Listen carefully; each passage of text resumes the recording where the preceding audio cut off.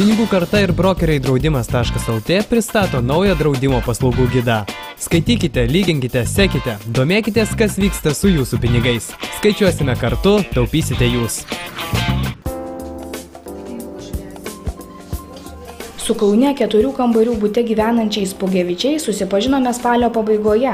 Šeima kaip tik buvo sumokėjusi daugiau kaip 500 litų už komunalinės paslaugas, todėl noriai ryžosi eksperimentui.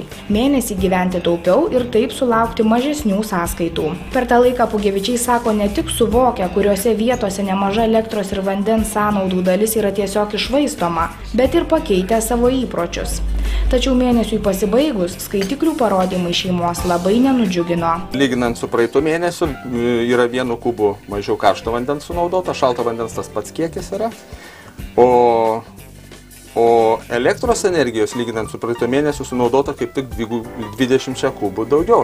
Kauniečiai pasakoja šilto vandens sutaupę, nes įsiklausė į ekspertų patarimus ir plaudami indus dabar dažniau užsuka čiaupą, mažiau laiko sugaišta vonioje, plaudami grindis ar valydami dulkes nebenaudoja tekančio vandens, o jo prisipila į kokį indą.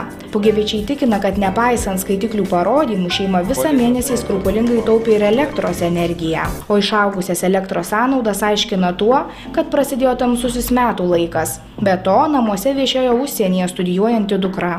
Eksperimento metu gal per šį mėnesį mes labai žymiai ir nesutaupėm, todėl kad tai lėmė galbūt tai, kad mes ir taip stengiamės taupiai gyventi, bet to dar buvo grįžusi dukra mėnesį gyventi, tai tiesiog padaugėjo ir asmenų šeimoje. Na, aš manau dėl to, kad sesė buvo grįžus, nes tai dar vienas asmuo šeimoje ir jinai viską taip pat naudoja kaip mes. Net iš tikrųjų kompiuterių gal labai daug, nes jinai turėjo rašyti projektinį darbą ir jinai beveik kiekvieną dieną dirbdavo kompiuterį.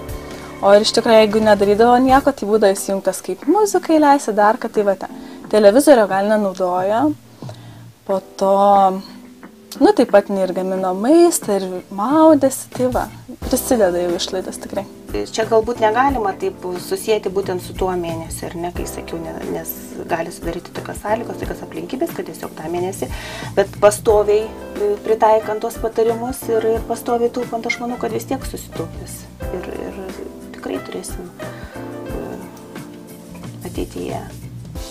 Ir sakykime, tą piniginę prasme galbūt sutaupysim daugiau. Ir be to dabar tas tamsusis periodas, jeigu žiūrint į elektros energijos sąnaudas ar ne, vis tiek ir ryte reikia jungti elektrą ir grįžus po darbo jau nei valandos negalima būti be šviesos, tiesiog galbūt elektros sąnaudos buvo ir didesnės, dėl to šiek tiek.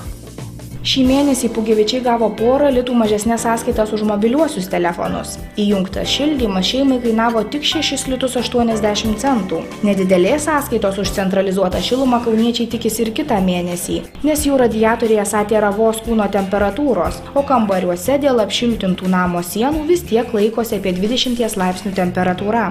Nepaisant to, kad visą mėnesį praktikuoti taupymo būdai akivaizdžių rezultatų nedavė, Pugevičiai žada nenuleisti rankų ir taupyti toliau.